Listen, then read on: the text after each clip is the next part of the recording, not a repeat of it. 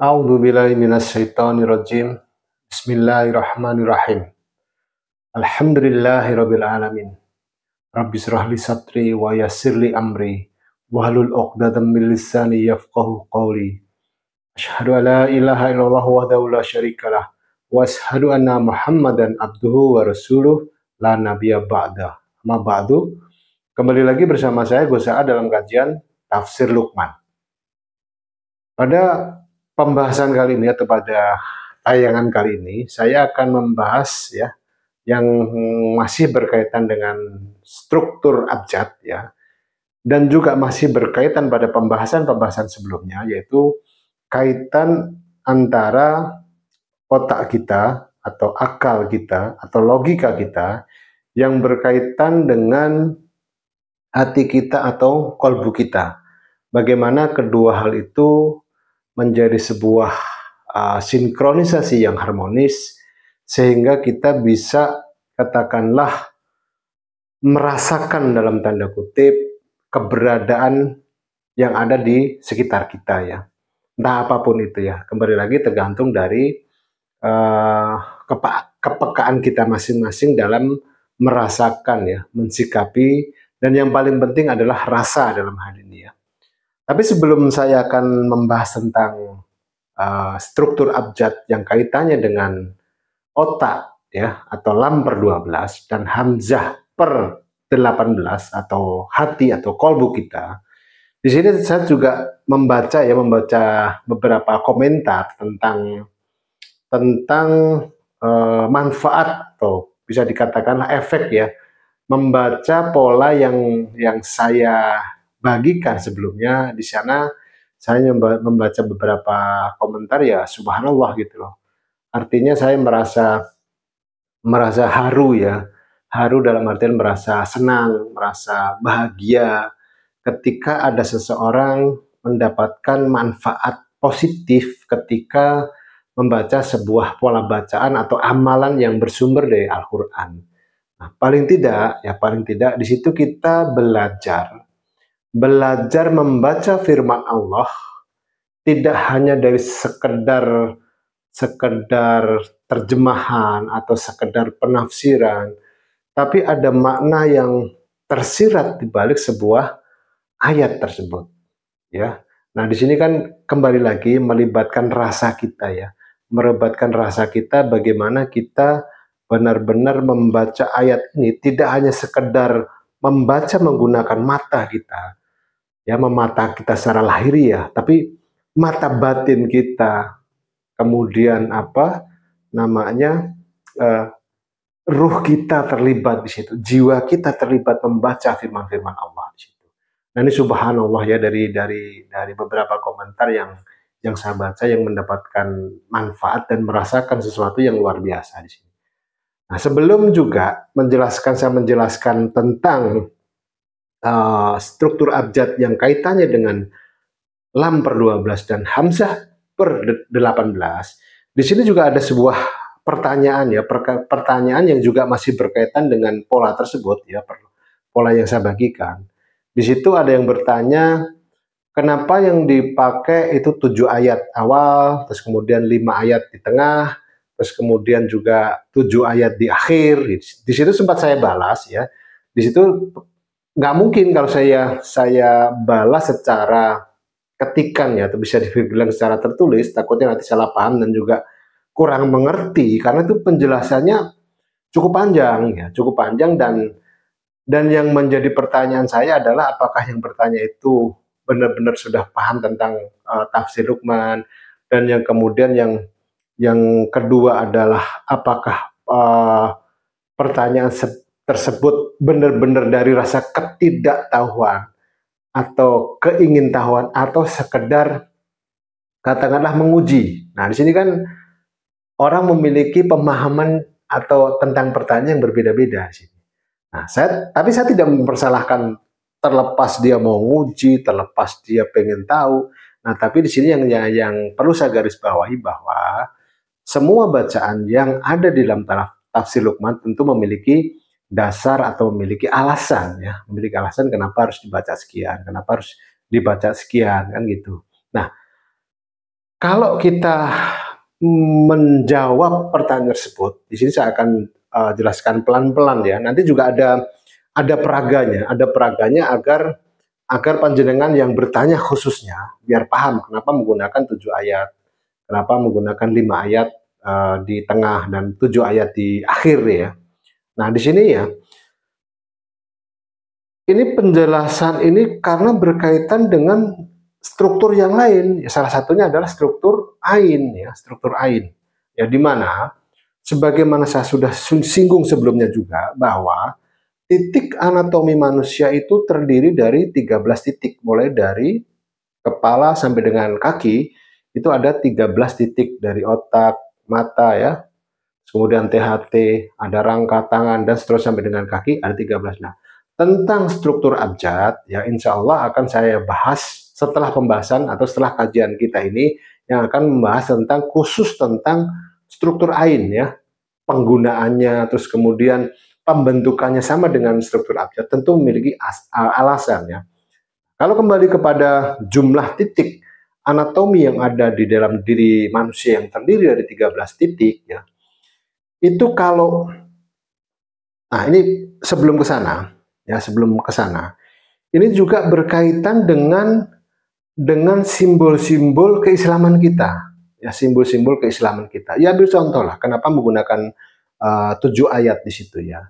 Sebagaimana kita tahu ya, sebagaimana kita tahu ketika kita melakukan tawaf ya, itu juga 7 kali putaran. Ya, kemudian kita melakukan sya'i, ya melakukan sya'i juga 7 kali. Ya, terus kemudian titik puncak sholat kita itu adalah sujud, di mana sujud kita juga bertumpu pada 7 titik, yaitu kepala, 2 telapak tangan, 2 lutut, dan 2 telapak kaki, ada 7 juga. Begitu juga di alam semesta ini, dikatakan ada 7 lapis langit. Bahkan di dalam kebudayaan-kebudayaan kita juga kenal dengan angka 7, ya kan?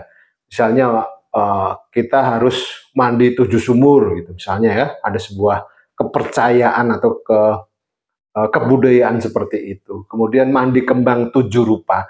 Nah, artinya angka 7 di sini ya kita pergunakan yang pertama adalah ya kita ada sebuah isyarah atau ada sebuah simbolisasi ya simbolisasi yang kita gunakan sebagai rujukan. Itu yang pertama. Nah, yang kedua, kalau berdasarkan tafsir Luqman itu juga memiliki perhitungannya tersendiri atau memiliki rujukannya tersendiri. Ya, yang pertama bahwa kita kenal dengan istilahnya ada tadi ya sudah saya singgung, ada yang disebut dengan simbolisasi ya. Dari zaman kuno ya akrab dengan simbol-simbol. Ya salah satunya ada simbol segitiga.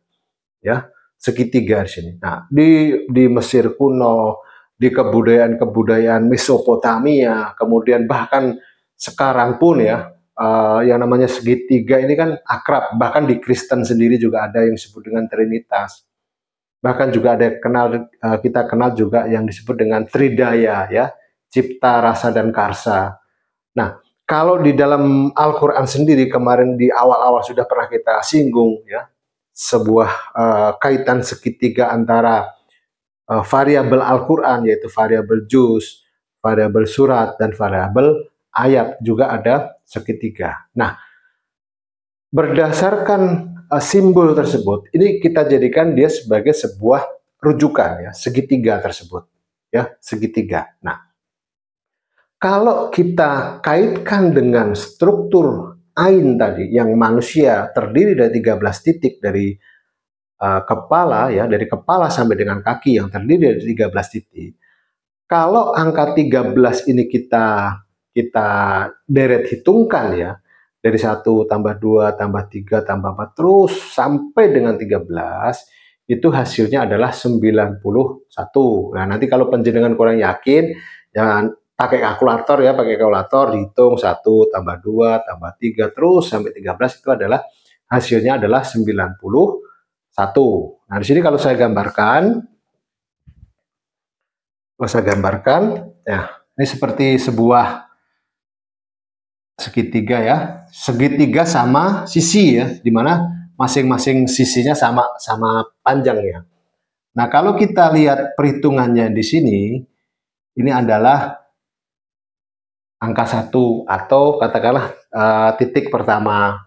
Terus kemudian kalau kita ini garis saja biar gampang ya di sini ya.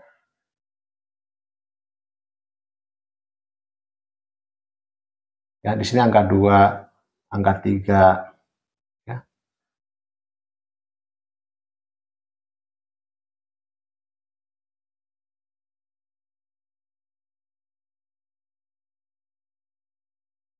Nah, ini contoh lah ya, ini sambil contoh, ya mungkin nggak sempurna gambarannya, karena ya hanya sekedar contoh saja, biar panjenengan mudah untuk memahaminya ya. Ambil contoh misalnya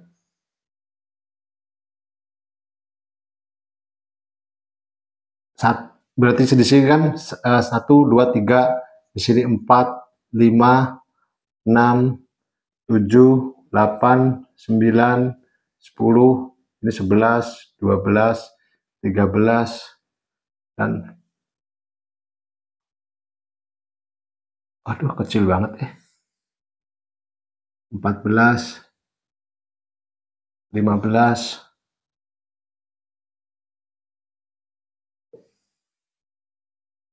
16, 17, 18, 19,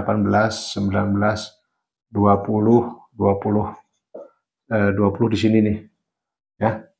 Kurang lebih seperti inilah ya. Kurang lebih nanti akan saya jelaskan ya, ada ilustrasinya yang lebih detail ya. Intinya adalah di sini kalau kita lihat ya, berarti kalau kita lihat di sini kan ada satu di sini ada 2 angka, di sini ada 3 angka, di sini ada 4 angka, di sini ada 5 angka ya, di sini ada 6 angka dan seterusnya sampai di ujungnya sini nanti di sini ada sampai dengan 13 angka. Ada 13 angka di sini. Nah, berarti karena dari hitungnya 1 sampai dengan 13 adalah 91, berarti angka di paling ujung atau segitiga titik di ujung sini adalah 91 nantinya. Nggak usah khawatir, nanti ada penjelasannya. Ini hanya sekedar gambaran saja, ya gambaran ya. Nah, intinya bahwa penyusunan segitiga ini atau katakanlah dasar dari kenapa 7 ayat di awal, kenapa 7 ayat di 5 ayat atau 6 ayat di tengah dan kemudian 7 ayat di akhir itu juga memiliki dasar. Ini dari sisi segitiganya ya. Nah, kenapa diambil dari 7 ayat awal dan 7 ayat akhir? Nah, ini satu kalau kita lihat dari sisi katakanlah kalau mainan anak-anak gitu ya. Kalau kalau di tempat saya di Jawa itu namanya jumpat-jumpit ya. Nah, pengungkit lah atau tuas ya. Nah, kalau kita ibaratkan di sini, ini titik tengahnya ya. Titik tengahnya adalah di sini kan titik tengahnya 5 ayat ya. 5 ayat atau 6.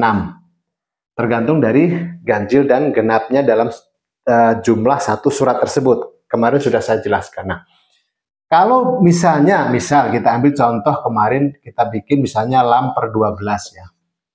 Lam per 12 misalnya di sini. Nah, berarti lam adalah surat ke-23 di sini. Jumlah ayatnya dari ayat 1 sampai dengan ayat 118. Berarti di sini ujung di sini adalah 118. Nah, kita ambil dia di sini karena 7 ayat awal kan ya. Sini misalnya kita ambil di sini 7 ayat awal.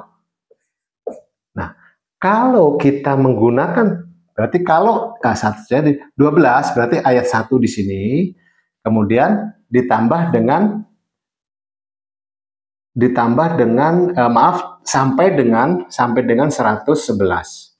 Nah, kalau kita menggunakan ayat penuh, ya, ayat utuh, ya, berarti kan nggak seimbang, betul nggak? Kenapa nggak seimbang? Di sini terdapat 118 ayat. Ibaratnya kalau berat, ya berat berarti di sini sebelah sini beratnya 118 kilo. Kalau yang di sebelah sini berarti beratnya 111 kilo. Ibarat timbangan berarti kan lebih berat ke yang 118. Ya, makanya dia diambil 7 ayat di sini, 7 ayat di awal. Ya, kalau di ayat kedua diambil juga 7 ayat, maaf, diambil juga 7 ayat di sini, ini kan nggak seimbang juga, betul nggak? Walaupun sama sama apa namanya sama jumlah ayat di sini 7 ayat, tapi kan secara posisi dia posisinya lebih dekat dari titik tumpuan, ya mungkin Anda bisa bayangkan, dan posisi sebelah kanan ini atau dengan kata lain surat ke-23 itu posisi di terjauh, otomatis juga lebih berat di sebelah sini. Ya, itu rumus gravitasi lah, matematisnya seperti itu. Nah, beda halnya kalau kita menggunakan atau kita ambil adalah 7 ayat akhir. Ya, akhirnya sama-sama di ujung. Ya, sama-sama di ujung. Ya. Nah, kemudian ini dari sisi katakanlah dari sisi 7 ayat dan 5 ayat. Nah, kalau berhitung dari jumlah ini 13 ya, 13. Katakanlah ini saya biar mudah ya, biar mudah. Ini saya deretkan saja. 1, 2, 3, 4, 5, 6, 7, 8, 9, 10, 11, 12, 13. Artinya, karena kita mencari titik keseimbangannya, lagi-lagi sekali lagi saya tekankan titik keseimbangannya. Berarti kan titiknya di sini. Betul. Karena apa? Di sini terdapat 6 titik ya, 1 sampai dengan 6. Ini pun juga terdapat 6 titik di sini. 6 titik. Nah, ini pun titik tengah pun juga titik ke 7. Ya, itu yang pertama. Nah, kemudian masih kalau ini kita tarik ke bawah 1, 2, 3, 4 dan seterusnya. Ini juga terdapat di sini juga terdapat 7 titik. Nah, nanti untuk jelasnya kita akan saya jelaskan dari ilustrasi yang berikut ini. Nah, berikut ini ya yang saya bilang tadi bahwa segitiga ini adalah segitiga sama sisi seperti saya bilang tadi, bahwa kalau ini 1, 2, 3, 4, 5, 6 dan seterusnya, di mana titik tengah ya, ini adalah di mana sudut-sudut ini kalau kita perhatikan ya. Terakhir saya bilang bahwa terakhir adalah 91 di sini ya. Nah, kalau kita lihat di sini, ya, 91. Nah, titik tengahnya ya 1, 2, 3, 4, 5, 6, 7. Nah, tadi saya bilang bahwa ini adalah titik tengahnya ya. Makanya saya highlight kuning di sini. Ya, di sini juga terdapat 7 titik, 1, 2, 3, 4, 5, 6, 7, yaitu secara horizontal. Nah, vertikal pun juga sama, 1, 2, 3, 4, 5, 6, 7, ada 7 ya.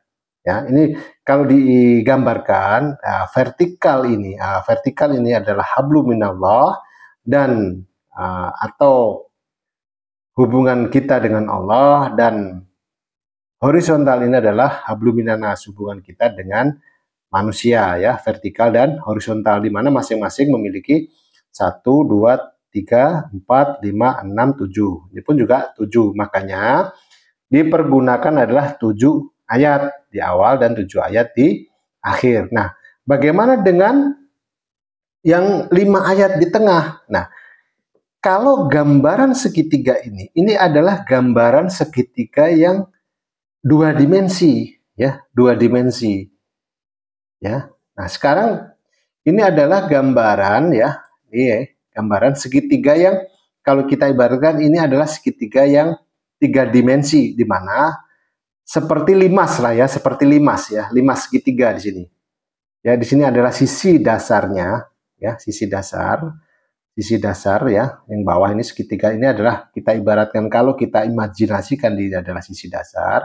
Nah, ini juga kita hitung di tengahnya, di sini titik tengah ya, 7.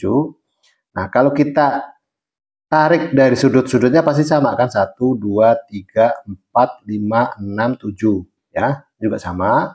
Dari sini 1, 2, 3, 4, 5, 6, 7 ya, ini juga sama, 1, 2, 3, 4, 5, 6, 7. Nah, dari ketiga posisi ini yang horizontal, maaf, ini posisi yang vertikal, dan kemudian ini dari dua sisi yang diagonal ya, diagonal. Nah, persinggungannya atau pertemuannya, atau dengan kata lain puncaknya ya, puncak dari segitiga atau puncak dari prisma ini adalah titik ini nih, yang saya kasih warna orange di sini, atau kalau di angka sini adalah angka ke-41. Nah, kita hitung dari atas di sini. 1, 2, 3, 4, 5. Ada 5 titik. Dengan kata lain, inilah yang mendasari kenapa di tengahnya itu menggunakan 5 ayat atau 6 ayat. Nah, karena satu titik artinya kalau 5 itu kan 6, maaf, 6 itu kan tetap dihitung dari dihitung satu titik ya. Satu titik gitu loh. Jadi 2 dihitung 1. Nah, makanya tetap hitungannya adalah 5. Di sini 1, 2, 3, 4, 5. Persinggungan dari ketiga garis ini, kalau diibaratkan ini hanya diibaratkan sebuah garis di sini ya. Dari sini ke sini, dari sini ke sini, ini dari sini ke sini. Jadi jelas ya kenapa dipergunakan atau ayat yang dipakai adalah 7 ayat ya, yang di atas itu sebagai atau gambaran di atas itu gambaran sebagai katakanlah awal ya di atas, yang di bawah ya gambaran dari akhir, makanya dipakai 7 ayat awal dan 7 ayat akhir. Nah, 5 ayat yang dipergunakan adalah ini ya, 5 ayat adalah ini. Nah, ini pun angka 41 ini kalau kita istilahnya pampatkan, 4 tambah 1 kan juga 5 nilainya di sini ya. Jelas ya di sini ya kenapa penggunaannya adalah 7 ayat awal, 5 atau 6 ayat di tengah, atau katakanlah kita bisa hitung 5 karena 2 titik dihitung 1 dan 7 ayat di akhir. Artinya bahwa penentuan ayat-ayat itu nggak sembarangan gitu. Ada dasar perhitungannya. Nah, ini kalau bersifat generik atau bersifat umum, kemarin sudah saya jelaskan. Nah, kalau panjenengan, kalau sampean, kalau saudara-saudaraku sudah mengetahui jus pribadi, ya, angka-angka ini tidak sekedar angka, gitu loh. Tapi apa? Tapi merujuk kepada ayat-ayat dari jus yang bersangkutan. Itu. Nah, misalnya angka 1 dari jus 14 tentu saja berbeda dengan jus 12, dengan jus 13, tentu saja ini berbeda. Makanya saya bilang atau saya sampaikan sebelumnya, akan lebih optimal kalau kita mengetahui jus pribadi kita. Tapi karena tidak memungkinkan kita mengetahui jus orang per orang, makanya alternatiflah dibuatlah generik, artinya umum. Jadi semua orang, baik yang sudah mengetahui jus pribadinya atau belum, bisa mengamalkan. Ngoten lho Pak. Nggih. Paham ya? Nah, sebenarnya penjelasan ini akan lebih lebih afdol ya, lebih lebih enak kalau memang bertatap muka gitu loh. Tapi kan nggak mungkin panjenengan tempatnya di mana, saya di mana gitu loh. Tapi mudah-mudahan dari penjelasan ini jelas ya. Di sini akan saya tambahkan sedikit ya dari penjelasan tadi ya. Kalau segitiga sama sisi seperti ini kan istilahnya dia hanya istilahnya dua dimensi ya, dua dimensi. Nah, makanya di setiap sudutnya ini kalau kita tarik garis seperti pertemuannya tadi di sini ya, pertemuan di sini, bahwa titik di sini itu adalah titik yang kelima tadi ya, titik kelima tadi ya. Nah, ini kan kalau ibaratnya ini kita lihat dari atas benar ya, dari atas benar, ini kan seperti sebuah limas ya, seperti sebuah limas yang kita lihat dari atas gitu ya, sehingga ini adalah puncaknya di sini. Nah, mungkin kalau kita miringkan ya, atau kita miringkan kan bentuknya kurang lebih begini ya, kurang lebih bentuknya begini ya. Nah, kurang lebih bentuknya kan seperti ini dia. Ya kalau ini adalah titik puncaknya ini sama dengan ini. Nah, titik puncaknya. Ya ini segitiga yang di bawah, ini segitiga yang di sini, ini segitiga yang di sampingnya. Jadi ada tiga buah sisi segitiga. Ya. Nah, makanya titik tengah yang di sini adalah titik kelima. Nah, kalau dia dalam bentuk tiga dimensi, puncaknya adalah ini, puncak ke 5 ya. Jelas ya di sini ya. Semoga penjelasan ini bisa menjawab rasa penasaran panjenengan ya, bahwa setiap bacaan yang kita share, kita bagikan itu nggak asal comot ya, ada alasannya ya. Jelas ya, mudah-mudahan jelas ya. Amin ya. Nah, selanjutnya kita akan membahas tentang kaitan struktur abjad ya, struktur abjad. Ini pun juga nanti akan berkaitan dengan segitiga, dan ini sudah dipraktekkan oleh teman-teman kita, dan alhamdulillahirobbilalamin tuh dampaknya istilahnya itu manfaatnya di luar prediksi kita, bukan prediksi tepatnya, di luar katakanlah ekspektasi kita gitu ya. Nanti akan saya jelaskan bagaimana segitiga tersebut terbentuk.